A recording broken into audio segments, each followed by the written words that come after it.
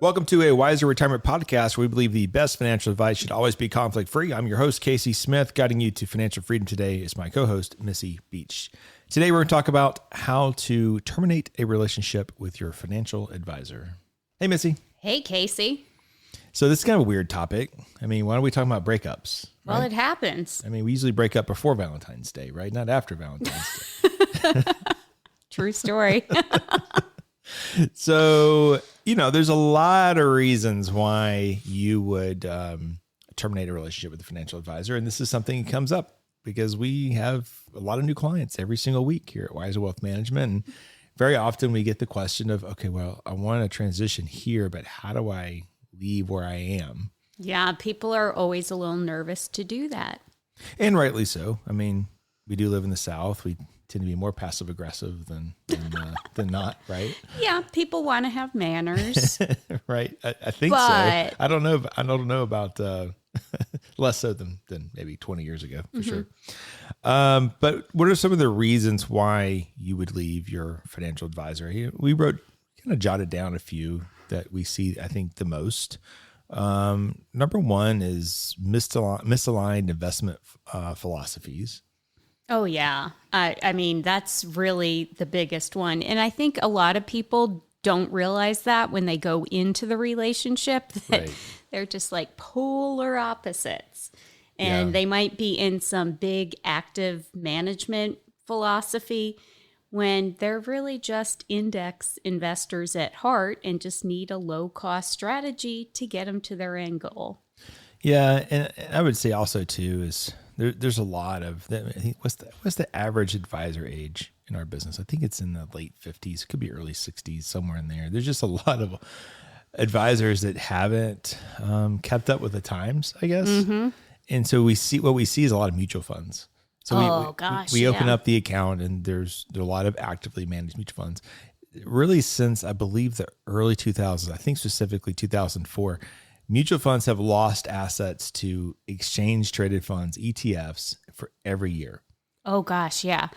I mean, and if you just look up the underlying expenses of any of those mutual funds, like say you're not a Wiser client and you've got an old account with mutual funds in it, just type in that, ticker into Google and look at the expense ratio. Yeah. I can guarantee it's not going to be low. No. It's going to be up there. And then there's the hidden costs. If you're doing this inside of a brokerage account, that fund manager is making trades all year long. And what's going to happen is you're going to get a 1099 at the end of the year with capital gains. And so in 2022, which was a down year, double-digit down year for the market, people who had mutual funds were still getting capital gains tax bills.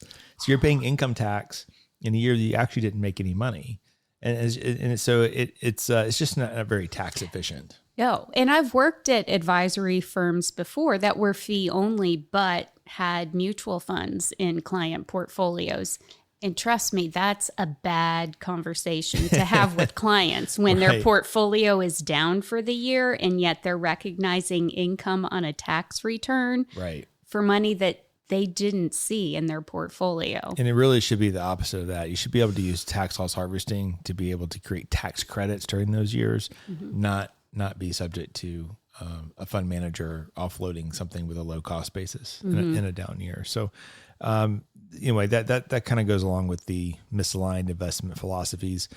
Underperformance, this also is kind of a subset of misaligned investment philosophies. So typically, if you have an active management philosophy, so you own a bunch of stocks that they pick for you, but those stocks kind of trade in and out. That's an active strategy, or a lot of the mutual funds, if they aren't indexed mutual funds, are going to be active strategies. And a lot of times in the short term, when you think that you need active management the most, is when it lets you down the most. Oh yeah. And so in the short term, we don't see fund managers outperforming in volatile times. And in the worse funds, we see them actually underperform the market. In those cases, they made the wrong bet. Oh yeah. Yeah. And those that do outperform don't do it consistently year after year. No, so don't. When you see those little mutual fund ads, they outperformed the index one year. Right. but it's not like for their 30-year since inception. Correct. So it's very misleading. That's kind of that's a little bit of the downside to passive investing. And to be clear, we do have some active management inside of our portfolios. It's a very small percentage, but it is there because there's a purpose for it. Right. But, to be fair, it's kind of boring to invest in index funds, but statistically you win. The chance of any active manager beating the S&P 500 over a 20-year period is 2%. Over a 10-year period, it's 6%. And over a 3 to 5 year period, you might get 30%, have a 30% chance. Yeah. So it's just really, really hard to play that game. And I could tell all of our clients, there's no secret sauce to investing. We're a financial planning firm that does asset management. And so therefore our value is not in portfolio stock picking. Our value is in the whole holistic plan and then the portfolios that we build to match those plans long term. So underperformance really shouldn't be an issue if you're buying the average that nobody can beat, basically. Exactly. And who's going to bet their entire investment net worth on active management if it's not going to beat the index over the long run? Exactly.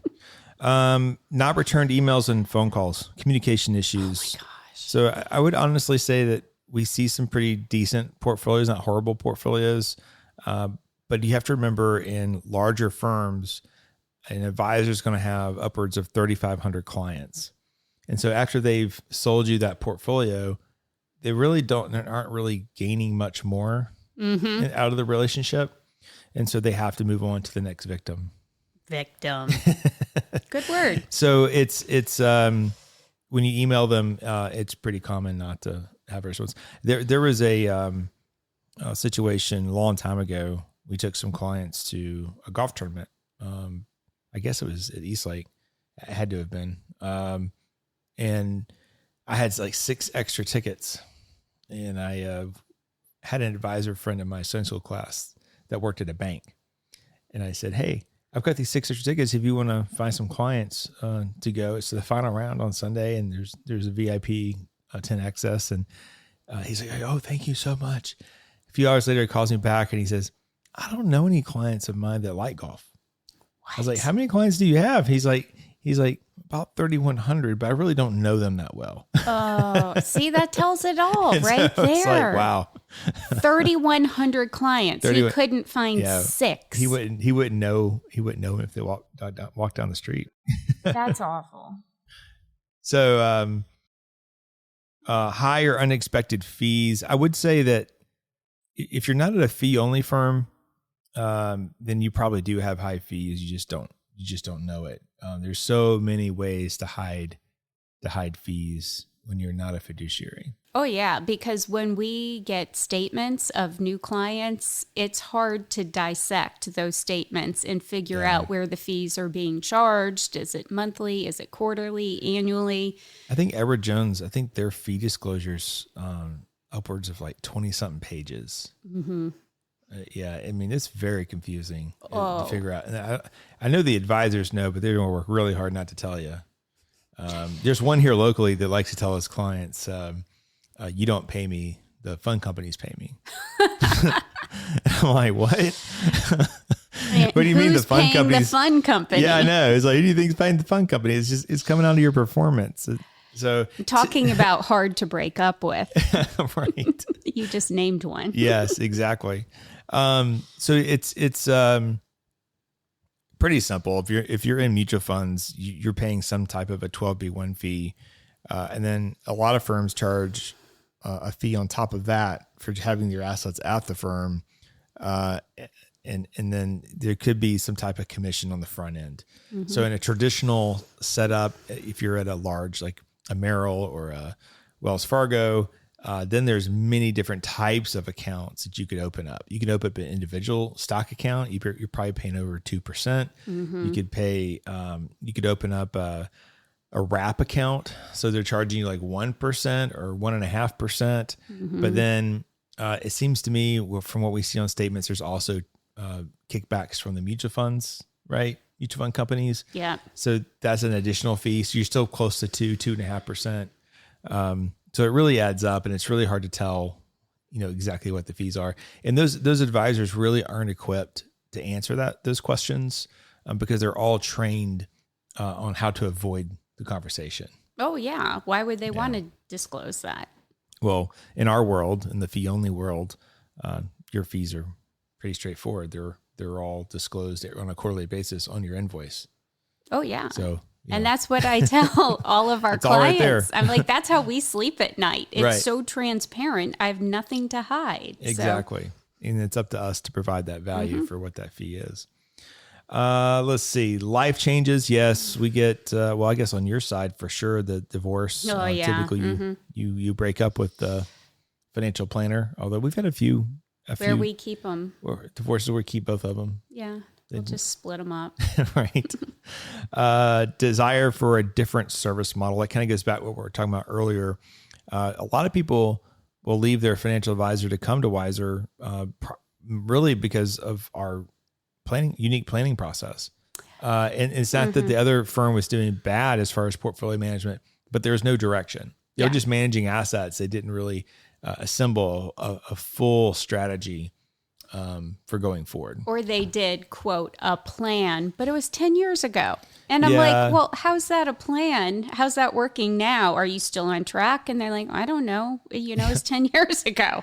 Advisors will often do that. They'll do one financial plan and call it done. And you can't do that. You have to do one plan and then monitor that plan and, check in every 6 months to a year to make sure that plan is still going correct. And that's what I explain to clients. That's why we never print a plan out, because it's not the right plan as soon as it's printed, because the market has changed. Their salary might have gone up. They might have changed something about their college decision or something. So there's no point in printing out that 80-page plan and sliding it across the table saying, here you go, Mr. Client. Have a great life. We used to do that a long time ago. Yeah, because that was 80-page plan. Yeah, the way it was done. There were no portals or anything like that. We've evolved into the digital age.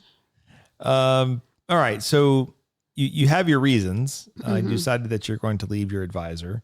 The next thing you might do is take a look at your contract or agreement. Now, if you're at a big brokerage house, you have no idea what that is because it's hidden from you. It's you signed a bunch of stuff when you open an account, you'll never see it again. No. But the theme here is you should never, I can't think of any situation where you can't get your money out of a firm, with the exception of annuities.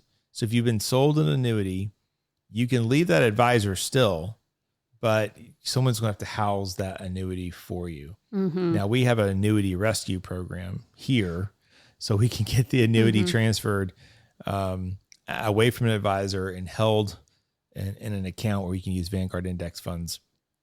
We really don't want to use it at all, but we have to have some way of rescuing those annuities from those high fees.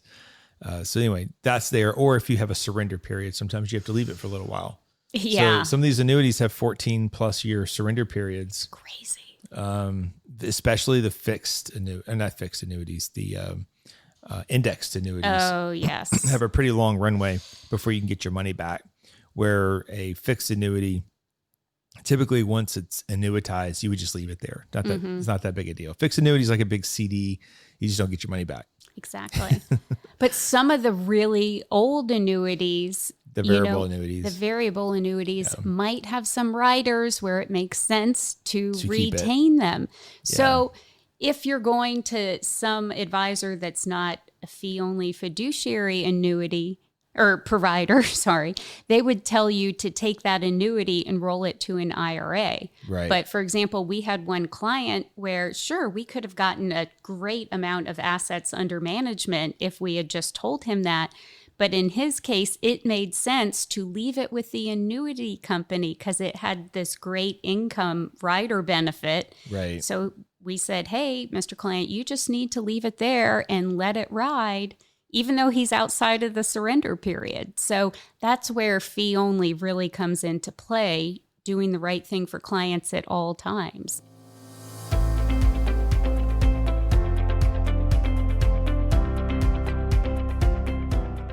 Are you curious why annuities keep coming up as a potential investment option? People are often told that annuities can effectively mitigate investment risks and help secure their financial future. However, annuities often benefit the salesperson and might not be the best choice for you as a consumer. To learn more about the various types of annuities, the negatives of owning them, and better investment alternatives, we have a free ebook on our website just for you. To download our ebook, Buyer Beware, Why Do They Keep Trying to Sell You That Annuity? Simply click the link in the episode notes or visit wiserinvestor.com/guides. Now let's get back to the episode.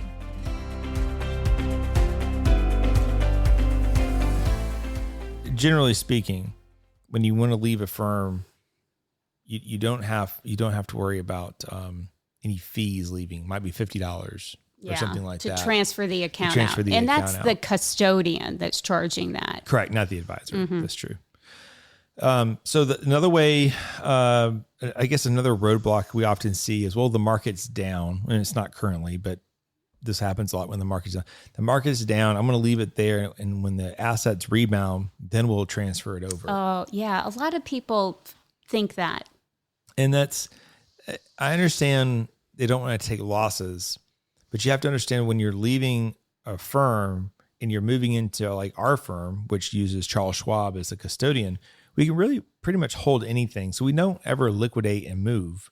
What we do is we move in kind. Yes. So if you had Coca-Cola stock there, you're going to have Coca-Cola stock here.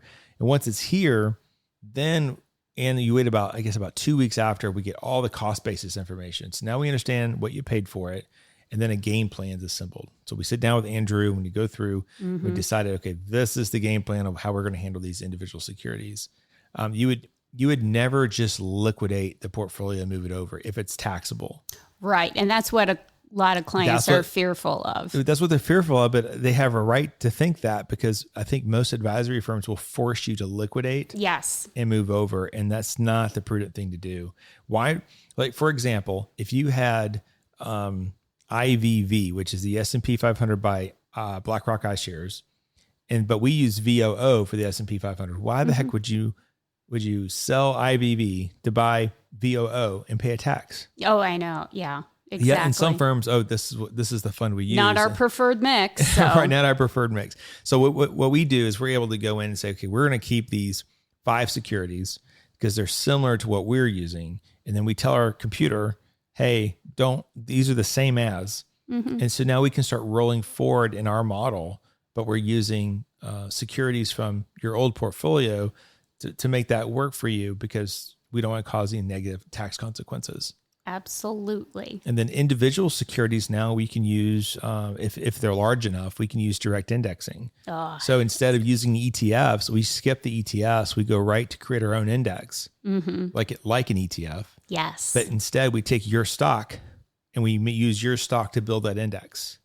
And then as you own, 500 companies, not all of them are profitable every year. So you tax harvest some of those losses, and then you're able to kind of sell off those old securities that you had to work them into the new portfolio. So there's a lot of tax efficient things you can do. Oh, yeah. But most firms don't work that way because it's not easy. No, it takes time to analyze and figure out where you can re-engineer the portfolio to work with what a client already has in the most tax efficient manner. Which is the benefit of a boutique firm. If you're at a Merrill, or if you're a big firm, you're just a number. Yeah, I know. The advisor is just a number. That's more important. Right? Yeah. So in the end, they're not going to be able to really customize that portfolio. You got to be black or white. You can't be in the middle. No. Right? So another thing to think about is you don't have to communicate to the advisor you're leaving. Oh yeah. People are kind of deathly afraid of that in some cases. So if you want to avoid it, you can just avoid it if you want. Now, True. Some people don't want to do that. They feel like they owe them something. I would want a client to tell me, we don't lose clients very often, but I would say, this is why I'm leaving. Right. Yeah. Let me know so I can improve my process. Right. So what most people will do is they sign the paperwork to transfer, So for instance, here you would open up Charles Schwab accounts. You sign transfer form. That transfer form is delivered by Charles Schwab to the old company, wherever you are, the old advisor's company. And then basically there's a hold put on that account so no trades can be made. And then a few days later, the two companies talk, and then all the transfers happen from old company now into new company, new brokerage. And that's it. So the account just kind of disappears off their platform, and then off you go. No harm, no foul. Right. Now, some people will ask me to draft a letter for them. And so the letter goes something like, "Dear Mr. or Mrs. Advisor, thank you for your service and helping me with my portfolios in the past. I've decided to change to a fiduciary fee-only financial advisor who's now going to take over my asset management." And then it's really that simple. Yeah, you don't need a ton of details. And I've had some people go, "Oh, I just like this. A friend of mine, I know him so well." And they'll call them and they'll say, "Hey, look, I need more in-depth financial planning." And usually most people don't do in-depth financial planning. So they're usually like, "Well, I don't do that." And it's like, "Well, I've decided to move here." And everyone's kind of like, "Yeah, okay, that's what you need. I don't provide it." So that makes sense. So it's not as hard as you think it is. No, it's really not, because most of the big brokers don't do the financial planning. They're not going to review your home and auto insurance and look at your life insurance needs. Unless they're selling life insurance. Oh, well, then they'll be more than happy to. Or they'll just kind of throw it out there and be like, $1 million whole life. We had a Delta pilot not too long ago that called me up and he said, "Hey, I need to hire you guys to do financial planning because I met with this Northwestern Mutual guy and he told me I shouldn't contribute to my 401k. And I shouldn't start the market-based cash balance plan. And instead, I should just put $6,000 a month into a whole life policy." Oh, $6,000. I was like, I said, he went back to his office that day. And, "Guess what? I got a prospect that's going to put $6,000 a month into his whole life policy." And if he had done that, there'd been that would have been detrimental to the pilot. Yeah. But if he had done it, the Northwest Mutual agent, there'd been no consequences because he would have been suitable technically. Yeah. So yeah. Past that fiduciary bar, Exactly. Which is so low. That's what people don't understand. Like fiduciary and fee only are not really interchangeable. You know, like brokers can be a fiduciary, but not really looking out for the client. No, still not looking out for the client. Yeah, I mean, that goes back. We've talked about this in other podcasts, but they're just the three different business models. You have the Edward Jones typical business model where, you invest in a mutual fund, they collect 4.25% commission. And clients are not aware of that. They are mad when you point out to them like, "Oh, well, this fund they put you in, there was a front end load. Right. They made almost 5% of what you put in there." So you have 5% loss from day one. Yeah. The other business model is it looks like wealth, like us in wealth management, but it's basically a wrap account that you're paying just one flat percentage for everything. But then those people, in some cases, can be fiduciaries, but they're only fiduciaries in the planning process. And once they're done with the planning, then they turn into salesmen, and they're not fiduciaries. And then how do you know that? And there's no disclosures for that. It's saying that, okay, I'm no longer acting as your fiduciary. Such a blurred line. So that's called the fee-based model. And what happens is people leave these big brokerage houses and they go to work for themselves, independent firm, but they bring their same bad habits. They don't change their tactics.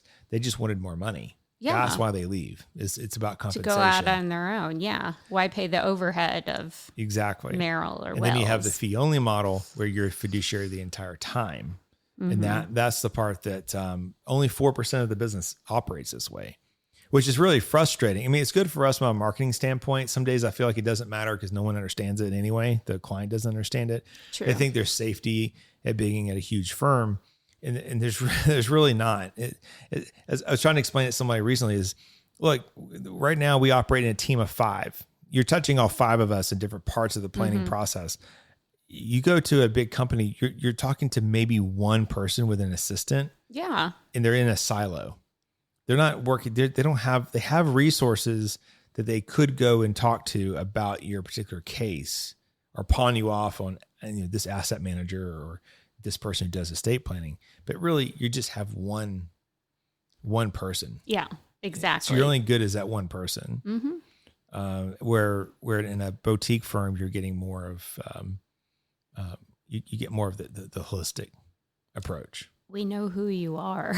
Well, that too. We know if you like golf or not. Yeah, exactly. So it can be very confusing to the public. In the UK, Australia, China, you cannot sell a product and get paid by that product. Where in the US, that's like the American way, Messed up. Yeah, and it's tried to. There's been times to change it. The Republican Party is very favored toward the special interest groups from the big insurance companies. Mm-hmm. So there's been a few times where, like when Obama was in office, he said, okay, it's going to be a fiduciary standard for all. That lasted a quarter or two. Yeah. And then some things passed, but then the Republicans defunded it. So it's been kind of frustrating from a political standpoint because the party that probably most of us are voting for in the South, it's that same party that is financially suppressing us from a pure fiduciary standpoint. But if you think about it, if it actually went through and there was a pure, not a watered down fiduciary standard, think of all the annuities that could no longer be sold.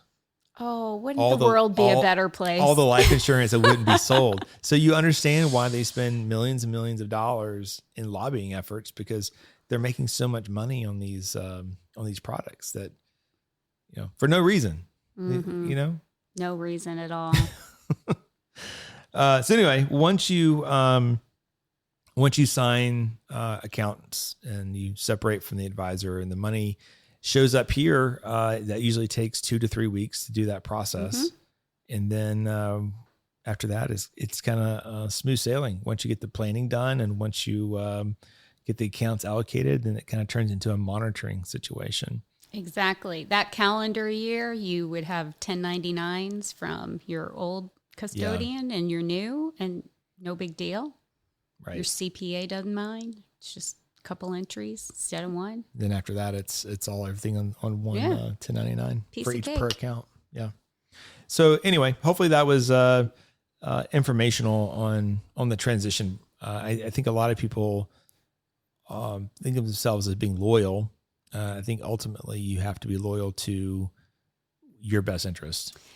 True. And another thing to point out is that while Wiser has a really high retention rate, that's not the case of these other providers. Correct. So they are used to turnover and churn in their client base.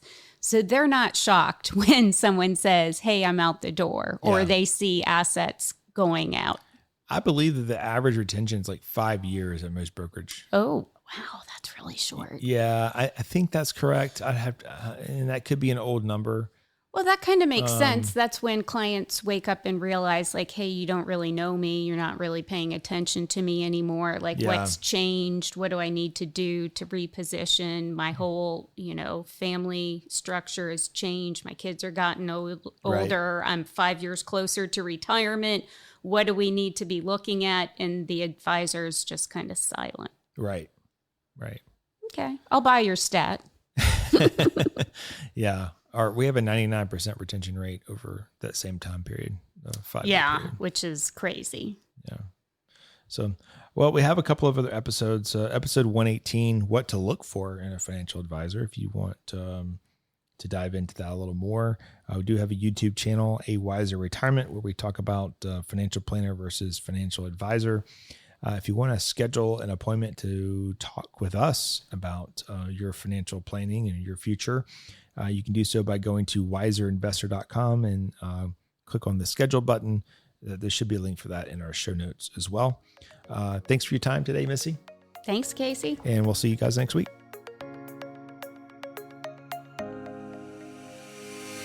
Thanks for listening to a Wiser Retirement podcast. We hope you enjoyed today's episode. Make sure to subscribe wherever you're listening, that way you don't miss any new episodes. We'd also appreciate if you could leave a rating and review. If you have any questions about anything that was discussed today, head to wiserinvestor.com and reach out. This episode was produced by Edward Resendez. This podcast is strictly for informational purposes only and is not to be considered as investment advice or a solicitation to buy or sell any financial products, securities, digital assets, or any other investment vehicles, or a basis to make any financial decisions. Wiser Wealth Management Incorporated is a registered investment advisor with the SEC. The host and/or guest may personally own securities, digital assets, or other investment vehicles mentioned on this podcast. Neither the host nor guest of the show are compensated for their participation, and no referral fees are paid to or received by any host or guest for clients, listeners, or similar interests. Investments involve risk, and unless otherwise stated, are not guaranteed. Be sure to first consult with a qualified financial advisor, tax professional, insurance professional, and/or legal professional before implementing any strategy discussed herein. Past performance is not indicative of future performance.